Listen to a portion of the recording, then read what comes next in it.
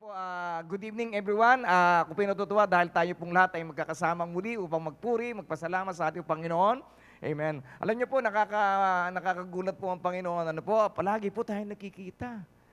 Pero hindi tayo nagsasawa sa isa't isa. Amen. Nakukuha mo pa rin ngumiti. Hindi ba? Kahit na medyo pagod ka, galing sa trabaho, pero naririyan, para kang fresh na fresh. Amen? Hindi ka mukhang bilasa ngayong gabing ito. Amen?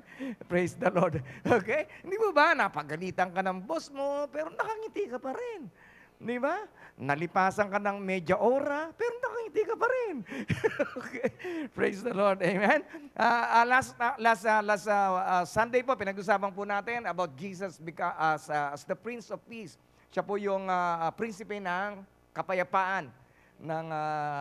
Samantalang ang demonyo ay prinsipe ng kaguluhan. Hindi po ba? Palagi po tayong ginugulo ng kaaway, pero napakabuti po ng Panginoon. Siya po yung prinsipe ng kapayapaan. At tayo po yung meron pong payapang isipan, payapang puso, dahil ang ating pong pananampalataya ay nakalagak sa ating pong Panginoon. At sa Isaiah chapter 9 verse 6, sabi doon, "For a child is born to us, a son is given." Okay? So,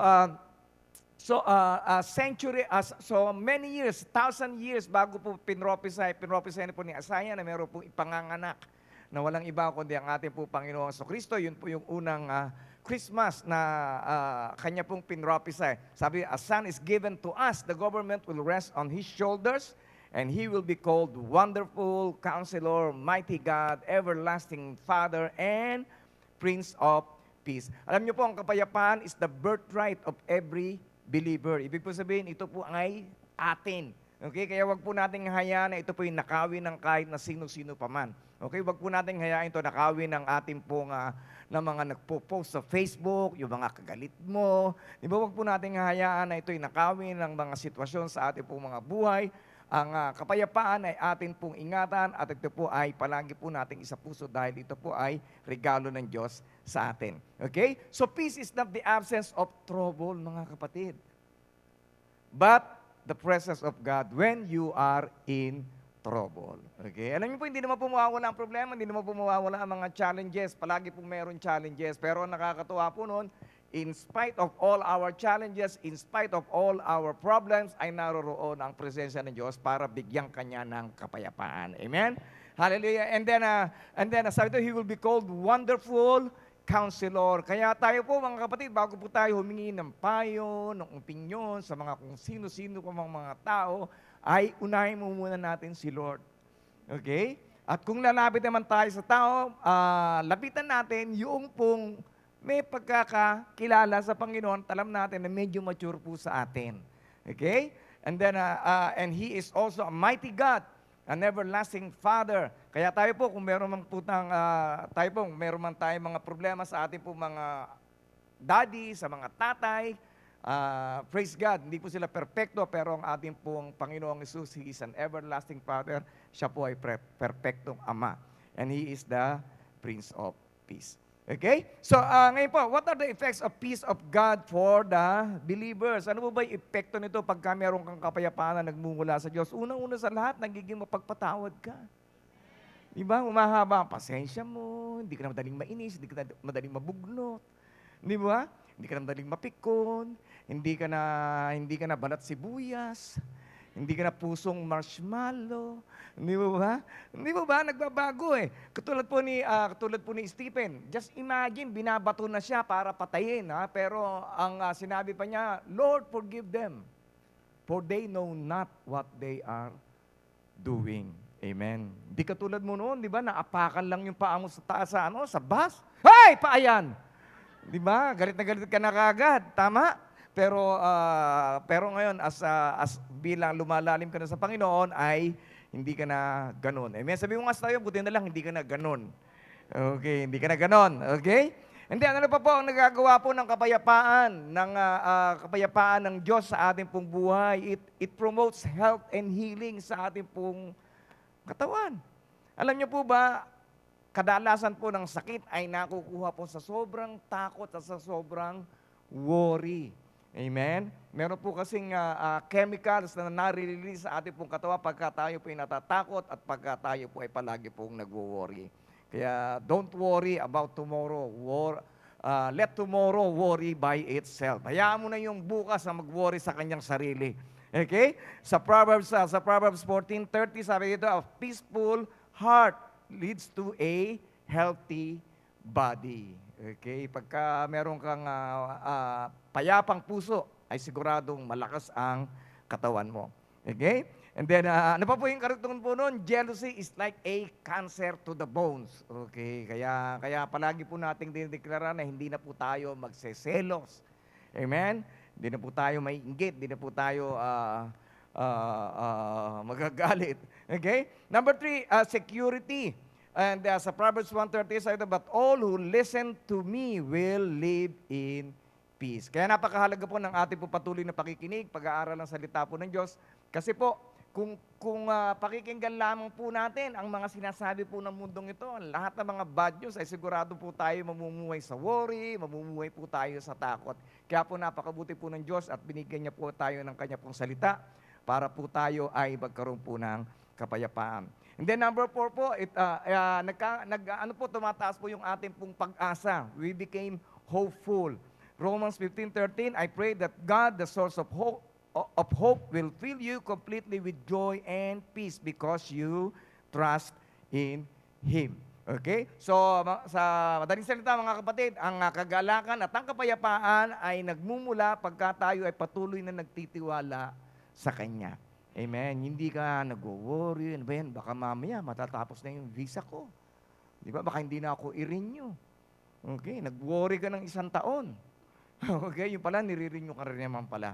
Okay? Praise God. So how to receive the peace of God? Sabi dito, unang-una sa lahat, be at peace with God. Dapat po, palagi po tayong nakikipagkasundo sa ating po Panginoon. Amen? Dahil tayo nung palagi nakakaroon ng atraso sa Kanya. Hindi po siya po pwede magkaroon ng atraso sa atin. Tayo po palagi yung merong pagkukulang. Kaya napakahalaga na tayo po ay palagi po nakikipagkasundo sa Kanya. Okay? And then you can have the peace of God through prayer and meditation. Okay? Sino po dito yung nagpe-pray? Ayan. Wag lang yung pagka meron kang kailangan. Mag-pray din po tayo pagka kausapin natin siya. Pagka magpasasalamat is also a kind of prayer. Don't worry about anything but in prayer. Di po ba? But instead, pray about everything. Okay? Tell God what you need. Sabi mo kay Lord kung anong gusto mo talaga. Di ba? Hindi yung kung kanino sinasabi yung gusto mo. Di ba? Hindi naman nila kayang ibigay yung gusto mo. Tama? Pero si Lord kayang ibigay ang gusto mo. Amen? Okay? So pray about everything and then tell God what you need and thank Him for all He has done. Okay? Pagka may natanggap ka, magpasalamat ka. It's one of the best practice that you could ever practice in your life. Alam niyo po, nakakalungkot yung minsan may binigyan ka, hindi man lang nagpasalamat. Wow. Di ba? Tama? Nakakatuwa, ano po? So, ganoon din po ang ating po Panginoon. Merong binigay sa iyo, pero hindi ka nagpasalamat. Kaya wag na wag po tayo makakalimot magpasalamat po sa Kanya, kahit na po sa mga maliliit na mga bagay lamang. And then, ano pa po? And then, obedience to God's word. You receive the peace of God by continually obeying His word. Those who love your instructions have great peace and do not stumble. Okay? So, siya na palaging minamahal ang instruction ng Panginoon ay hindi po na-stumble. And then, number 4 po, by allowing the Holy Spirit to control your mind. Hayaan po natin ang Holy Spirit ang mag-control ng ating pong isipan, ng ating pong puso, para tayo po'y palagi pong merong kapayapaan sa ating pong buhay. And then lastly po, remain in Christ. Okay? Remain in Christ. Sino po dito yung nakakakonekta ng wala kayong wifi? Nakakakonekta sa internet na wala kayong wifi?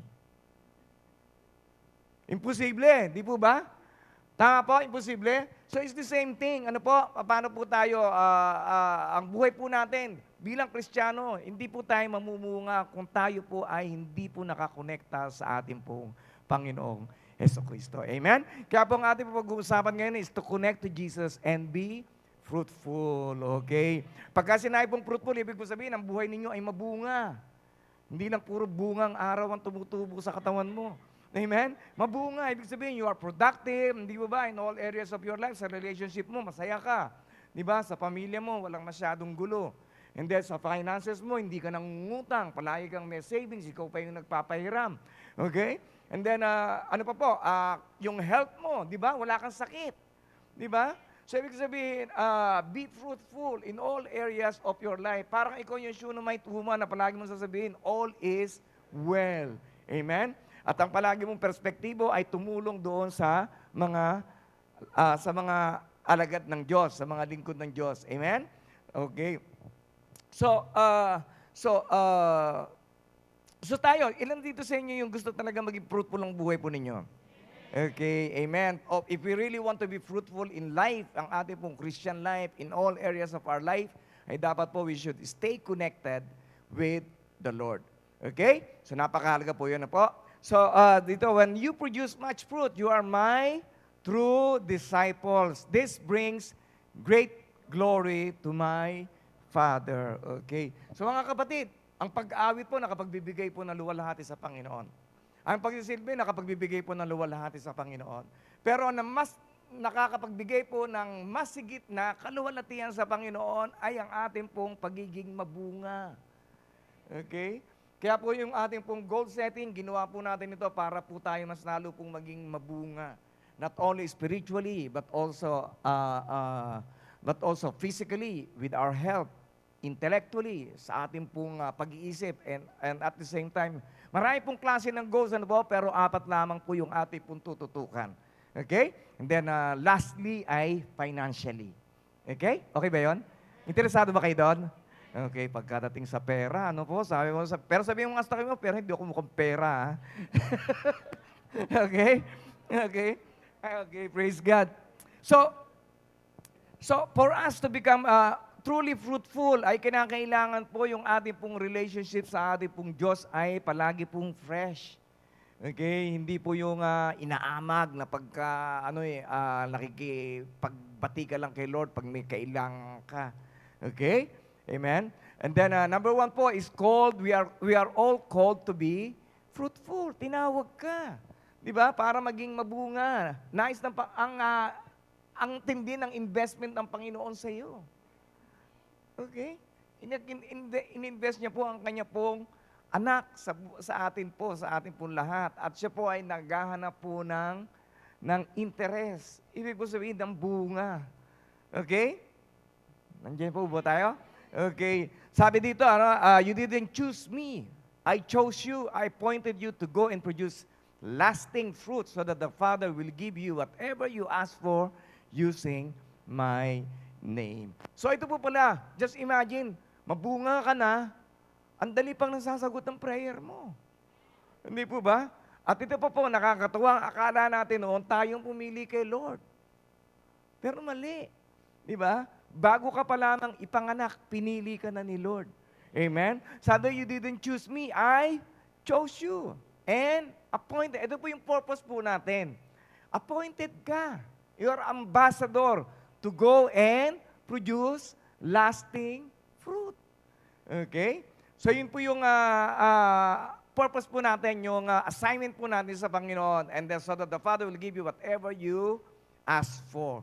So ano yung mga bagay na dapat po nating hingi sa ating po Panginoon? Of course, we ask God to equip us. Di ba? Equip niya po tayo. Not only financial or material, equip niya po tayo na maging matapang po tayo. Panalangin po natin for His anointing. Yung mga bagay na akala natin hindi po natin magagawa, but with the anointing of God ay nagagawa po natin. Amen? We ask for confidence. Bigyan niya po tayo ng tapang, ng lakas ng loob upang gawin ang mga bagay na pinagagawa niya. Amen?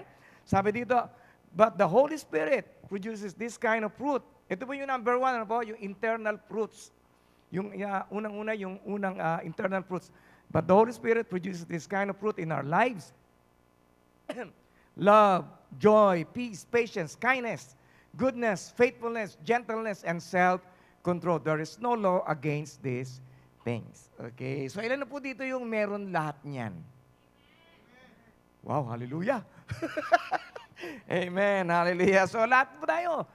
Puno-puno tayo ng love, ng joy, ng peace, patience, ng kindness, ng goodness, faithfulness, gentleness, and self-control. Yan po yung internal fruitfulness, yung character transformation ng bawat sa po sa atin. Yung dati kang mainisin, di ba? Dati kang dali-dali mong magalit sa tao, di ba? Natignan ka lang, okay? Galit ka na. Okay? And then joy. Meron kang joy sa puso mo, meron kang peace, meron kang pasensya. Yung mahaba na yung pasensya mo. And then meron ka ng kabaitan. Hindi ka na lang nagbabait-baitan, yung talagang mabait ka na. Okay? And then faithfulness, gentleness, and self-control. So therefore, we are God's masterpiece. He has created us anew in Christ Jesus so we can do the good things He planned for us long ago. So second fruit po ay good works. Di po ba? Nakikita po sa buhay po ng Kristiyano ang mabuting gawa. Okay? Hindi yung ngawa ng ngawa. Okay? So napakahalaga ano po, we are not saved for good works, ha? Hindi po tayo naligtas dahil mabait ka o cute ka, di ba? Hindi po. Naligtas po tayo dahil sa biyaya po ng Diyos. Pero tayo po iniligtas para gumawa po ng mabuti. Amen? Hallelujah. Kaya yung mga uuwi, gawan ninyo na mabuti yan bago umuwi bukas. Okay? Okay? Praise God. Okay, sabi dito, and then, Jesus showed the Father by His character. Di po ba? Tinanong si Jesus, dapat pakita mo rin sa amin ang Ama. Di mo ba ako nakikita? Sabi ni Philip, di mo ba? Kung nakita mo na ako, nakita mo na rin ang aking Ama. So ngayon po, si Jesus po nasa langit na. So tayo po yung representative ni Jesus po dito. Di ba? So dapat po makita po sa ating pong buhay, sa ating pong mga pag-uugali, sa ating pong mabuting gawa, ang ugali, ang karakter ni Jesus. Okay. Sige, sabihin mo sa kanila mo, hindi ko pa siya kahawig, pero malapit na. Parang ayaw mo sabihin, ha? Okay. Parang, amen. Praise God. Therefore, go and, ikatlo po, ano po, ikatlo pong fruits. Therefore, go and make disciples of all the nations, baptizing them in the name of the Father, the Son, and the Holy Spirit. Teach these new disciples to obey all the commands I have given you, and be sure of this, I am with you always, even to the end of the age. Okay? Alam niyo po, ang church po natin, we want to grow bigger and we want to grow smaller. Okay, ano po ibig sabihin nun? Of course, we want to grow as a church. Gusto pa po natin na dumami po tayo, not only in quantity, hindi lamang po sa bilang, but also in quality. Okay, hindi yung dumami po tayo, puro mga demonyo at demonyita. Ang dumami, hindi po ba? Dapat dumadami po ang mga santo, mga santita sa lugar na ito. Amen? Yung talagang you're really desiring na mabago ka ng Panginoon, na talagang bumait ka, di ba? Na talagang yung 9 fruits of the Holy Spirit ay talagang mapasayo, yung love, joy, peace, patience, kindness, goodness, and may self-control ka na. Hindi po ba? Dahil yun po ang hinahanap po ng ating po Panginoon. Okay? So we want to grow bigger, ating pong church, and we want to grow smaller. Ibig sabihin sa mga small groups. Dumadami po yung ating pong small groups. Okay? Pag-pray po natin na lumago po yung ating po mga small groups. Okay? Praise God. Yan po yung ating pong goal for the next year na mas lalo po tayong dumami. Okay? So we want to grow bigger, small, grow in your personal quiet time. Okay?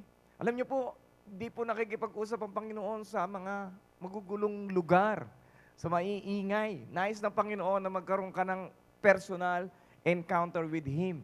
Yung magkaroon kayo ng quiet moments. Yung magkaroon kayo ng intimacy. Yung talagang meron kayong one-on-one. Yung kayong dalawa lang ng Panginoon. Okay? And then, number 2 po, stay connected to be fruitful. Okay? Sabi ng Panginoon, I am the true grapevine and my Father is the gardener. Ibig sabihin, dapat ay connected po tayo sa puno. Okay? Meron na po ba kayo nakitang sanga na namunga na nakahiwalay sa puno? Wala pa. Tama po. So, ganun din po ang ating pong buhay. Hindi ka mamumunga kung hindi ka nakakabit sa puno. Okay? So, tayo po mga mananampalataya, believers are branches in the vine of heaven. Tandaan po natin, ano po? Dalawa pong klase yung vine eh. Vine of heaven. Nakakonekta po tayo sa langit. But the unsaved, yung pa pong mga hindi po naliligtas, are branches in the vine of the earth. Nakuha niyo po? Okay. Tayo po nakakonekta po sa puno na nasa kalangitan. Connected tayo eh. Pero yung pong mga hindi pa po naniniwala ay nakakonekta lamang po sa puno o sa mundong ito. Amen? Okay, kaya po napakahalaga na hindi po tayo dumidepende sa mundo. Tayo po dumidepende ang ating pong sustenance, yung ating pong lakas, yung ating pong satisfaction ay nakakonekta sa ating pong sa kalangitan, sa vine na sa langit. Sabi doon, remain in me and I will remain in you. So, meron po tayong effort na gagawin. Okay? Hindi po lahat ng mga bagay ay galing po sa Diyos na gagawin po niya. Meron po tayong gagawin at meron din po siyang gagawin. Ano po yung gagawin po natin? Remain. Manatili. Remain in His Word. Remain in His presence. Diba? Remain in the church na kung saan ay doon kanya itinanim. Okay? Remain in me and I will remain in you. For a branch cannot produce fruit if it is severed. Ibig sabihin, pag pinutol from the vine, and you cannot be fruitful unless you remain in me. Okay? Napakahalaga na tayo po ay manatili. Kung saan ka tinawag, mag-stay ka na doon. Okay? Kaya our union with Christ is a living union. So we may bear fruit, a loving union. Ibig sabihin, yung ating pong pakikiisa sa ating pong Diyos ay dapat po ay meron pong kalakip na pag-ibig. Hindi yung parang motion lang, ay, Wednesday na naman. Church ko lang nung linggo. Hindi po ba? Dapat po meron pong loving union, yung para ka nananabik palagi. Di ba? Pagka yung mga, sino ba yung mga anak dito? Ayan, yung mga, di ba sasabi ka na makausap mo sila, di ba? Because there's a loving union. Di ba? Yung minsan yung asawa mo, naiinis ka, okay lang na wag mong makita, di ba? Pero yung anak mo, di ba? Gustong-gusto sila makita palagi because there is a loving union. Okay, ba't anong tindi ng tawa ninyo yan? Totoong-totoo, no? Okay? Tama po. Okay. So, so that we may enjoy Him, para ma-enjoy mo siya. Di ba? And this union is a lasting union. Pagka meron kang loving union, it is a lasting union. Okay? So Bible always emphasizes the concept of union and communion. Di ba? Union, communion, bride and groom, babae, asawang lalaki, and then sheep and shepherd, tupa at pastol. Di po ba? Pero ang tulad po ng kasal, di po ba? The marriage creates the union, but it takes daily love and devotion to maintain the communion. Okay? So, ibig sabihin, araw-araw, yung daily communion natin, ang pakikipag-usap, communication is very, very important. Kaya po nakakalungkot, mga kapatid, yung kasal, pinlano ng pagkahaba-haba, detalyado, di ba? Tama po, yung kasal, ay kinakailangan na magme-makeup sa akin si ganito. Ang maglalagay ng aking kilay ay si ganito. Ang aking cutics ay galing sa doon, sa lugar na yun. Di ba? Ay kinakailangan ng aking damit na kailangan backless. Okay? Hindi mo ba nakadetali ang imbitado mo? Talagang nakalista kung sino yung mga imbitado mo. Di ba? Listahan. Okay? Kung ilang steps ang gagawin mo doon sa altar. Okay? Di ba? Detalyado. Pinlano yung kasal, pero hindi pinlano ang pagsasama. Pambira, paghiwalay ka. Ano ka ba? Cancel!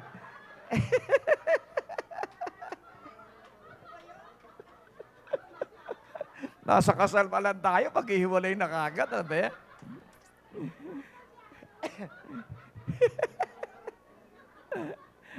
Okay. So the shepherd brings the sheep into the flock, but the sheep must follow the shepherd in order to have protection and provision. Okay? So, ganun po. Merong pastol at meron namang pong tupa. Kinakailangan tayo ay sumusunod sa mga pastol. Okay? And then, let His Word and Spirit fills you daily. Hayaan po natin na magpapuno po tayo sa salita po ng Diyos. Alam niyo po, napakaganda po ng story ng kahapon. Naka-bless po ako kahapon. Hindi ko na lang po na-share sa inyo sa ating pong devotion. Yung bang nabuhay sila sa tira. Naano niyo po yun? They live for the sa mga leftover. Okay? Sabi niya, dahil nagkaroon ng utang yung kanyang asawang propeta. Okay? So mga kapatid, kahit na Kristiyano ka, hindi mo dapat pababayaan ang responsibilidad mo sa pera. Yun po, isa pong lesson po dito di po ba? So just imagine, pinabayaan niya, naging financially irresponsible po siya. At ang nangyari, nagbayad yung kanyang asawa. Di po ba? Yung trouble napunta doon sa kanyang asawa, halos sa muntik nang maibenta sa yung kanyang dalawang anak para gawing alipin. Okay? So, ang nakakatuwa po dito ay naubos po yung kanilang mga jars na hiniram. Tama po? So, ibig po sabihin mga kapatid, nauubos po yung ating pong kapasidad pero hindi po nauubusan ng Diyos. Amen? At ang nakakatuwa po nabayaran nila and they live their lives doon po sa leftover. Amen? Kaya kung tayo po'y patuloy lamang po magtitiwala sa Panginoon, yung inaakala mong marami ay baliwala po yan sa leftover, sa miracle ng leftover ng ating po Panginoon. Amen? Sige, palakpakan mo natin si Lord. Hallelujah. Praise God. So napakaganda po ng salita po ng Diyos If we will really spend time and meditate on it. Kahapon kaya nung nabasa ko, tapos na ang devotion ko. Okay? Kasi nakuha ko na kung ano yung message ni Lord, the miracle of the leftover. Okay? Yun po yung title. Okay? So, napakalaga mga kapatid. Ano po? And then, sabi dito ni Jesus, yes, I am the vine, you are the branches. Those who remain in me and I in them will produce much fruit. Okay? Kung wala ka kay Jesus, sigurado yan, no fruit. Di ba? Kung pamisa-misa, minsan ating ka sa church. Pamisa-misa ka lang din, magbabasa ng Bible. Pamisa-misa ka lang din, mananalangin. Okay? Ibig sabihin yan, less fruit. Di ba? Pero kung ikaw ay palaging nasa presensya ng Panginoon, ikaw ay palaging excited na mag-devotion, okay? Minsan hindi pa na-ipopost si pastor, natapos mo na, 2 chapters ahead. Di mo ba? Okay? And then, di mo ba? Sabihin ng mga kapatid, you will produce much fruit. Maraming bunga mapuproduce sa pamamagitan mo. Okay? So how can we tell when we are abiding in Christ? Is there a special feeling? Meron bang special na damdamin pagka tayo ay nasa feeling ng Panginoon? Okay? Wala po. No. But there are special evidences that appear and they are unmistakably clear. For one thing, when you are abiding in Christ, you produce much fruit.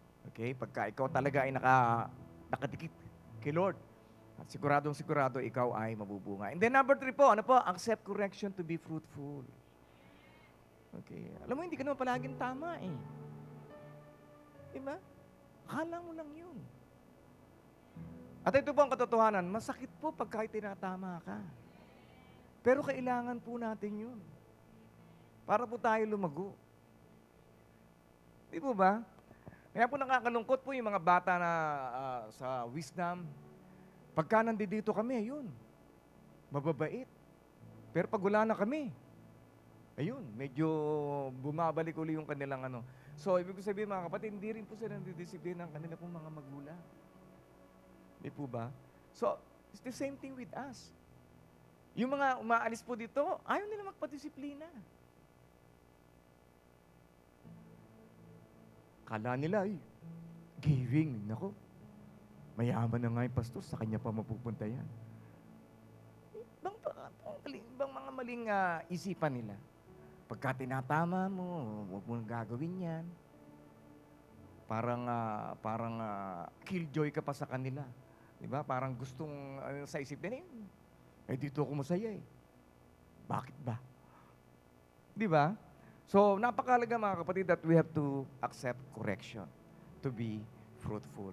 Okay? So, bakit po? Kasi wide is the way that leads to Distraction. Malawak po ang daan patungo sa kapahamakan, pero makitid ang daan patungo sa buhay na walang hanggan. Okay? And then, mapapansin niyo yan. When you just know Christ, di ba, parang malawak pa yung daan mo. Pero habang dumadaan, parang sumisikip. Sumisikip na sumisikip. Sumisikip.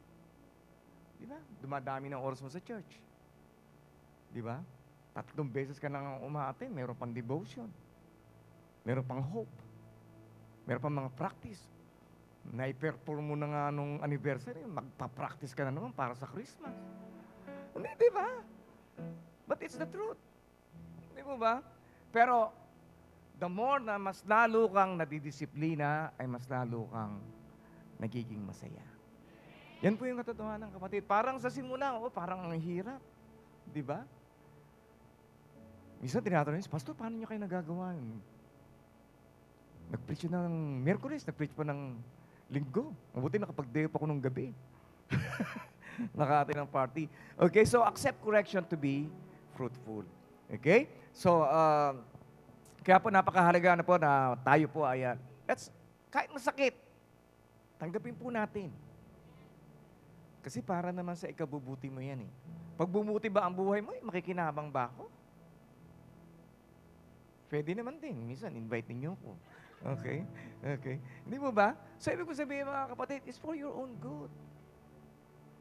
Okay?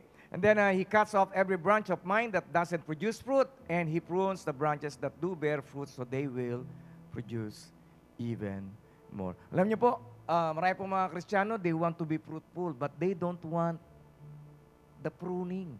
They don't want the discipline. They don't want the correction. Okay? But it's the part of the process. Kaya si Jesus, ang tindi mag-dare ni Jesus. Akala nyo ba, si Jesus lang, puro lang siya evangelism? He also dares people. He also dares the disciples. Nagkaroon po siya ng teaching ng parang medyo mahirap. Sabi ni Jesus, at umalis yung ibang mga disciples po niya, sabi ni Jesus, kayo, sabi niya kay Peter, hindi ba kayo sasama sa kanila? Ang sabi ni Peter, Rabbi, Lord, nasa iyo ang salita ng buhay. Kanino pa kami pupunta? Amen. So yun po yung ating mong panghawakan. Salita ng buhay ng ating mong Panginoon. Okay? At yung sitwasyon po natin, minsan dumadaan po tayo sa mga tough situations. Pero mga kapatid, hindi ka naman idadaan ng Panginoon kung hindi mo makakayanan yan. And at the same time, it gives you spiritual muscle. Yun po yung way para ma-develop po yung ating pong spiritual muscle, yung ating pong faith sa Kanya. Amen? Kaya po, magpasalamat po tayo even in times of trials, even in times of sorrow. Because God will use that situation para ikaw ay mas lalo pang lumakas sa pananampalataya. Amen? So, pruning hurts. It's true. Pagdidisiplina ka, masakit. But it helps. Yun po ay makakatulong sa iyo. Maaring hindi po natin na-enjoy yun sa simula. But in the future, may enjoy mo rin dahil sa disiplina.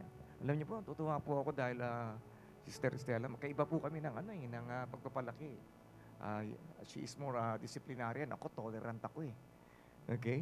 So, sige, okay na yan. Okay? Pero nakakatuwa po dahil kung di po niya dinisiplina yung aming pong dalawang anak, baka kung ano-ano po yung naging future po nila. Kaya po, tanyo, mga anak namin, di po ba? Babait, di ba? Katulad namin. Okay? So, talaga minsan, umiiyak talaga. Pero parang gusto mag-give up ni Papa sa pag-aaral. Di ba? Dahil nahirapan, and then disciplinarian pa yung mami niya. Sabi niya, hindi ko ipirmahan yan. Pag mababa yung grades ako, ipirmahan. Okay, pero because of her discipline, ay lumaking maayos yung mga bata. Amen? Kaya, ganun din po. para ko na rin kayong mga anak. Kung ano po yung naging bunga ng mga anak namin, gusto rin namin maging ganun din ang buhay po ninyo. Okay? Kaya po, pag kinukorek kayo, dinidisiplina kayo, ano lang, accept it. Iyakan mo na lang. Okay? It's for your own good eh. Okay? Unang-una sa lahat, with our experience, yung mga palpak po namin, ayaw na ninyo namin nadaanan pa ninyo yung mga palpak na yun. Hindi naman kami perfecto. Marami kami pagkakamali. Mga desisyon sa buhay po namin. Okay? So, magpaano po tayo? Magpa-correct po tayo sa Panginoon. Kung sinasabi ng salita ng Diyos na wag na natin gawin, wag na natin gawin. Kung di natin kaya, of course, we have to ask the Holy Spirit all the time para tayo ay tulungan na maiwaksi yung ating pong mga maling ginagawa. Amen po? Mahal niyo po si Pastor. Okay, sige po tayo po lahat dito tumayo. Let's all stand up. Hallelujah, praise God. Hallelujah. Panginoon, once again, we just want to thank you dahil ikaw ang Diyos na nagmahal sa amin, patuloy na nagtatama sa lahat ng aming po mga pagkakamali, Lord. Turuan mo kami, Panginoon. Hallelujah. Manatili sa proseso na pagka kami po'y naitama, saktan. Lord, just help us, oh God, to accept your correction, your pruning. At alam naman po namin na ito po ay makakabuti sa bawat sa po sa amin. And allow your Holy Spirit to strengthen us, to empower us, to obey your word, to be corrected. That all of us, Panginoon, ay maging mabunga, to be fruitful, and we will enjoy, not only us, but you will be glorified and we will enjoy the fruit of your labor in our lives. Hallelujah. Hallelujah.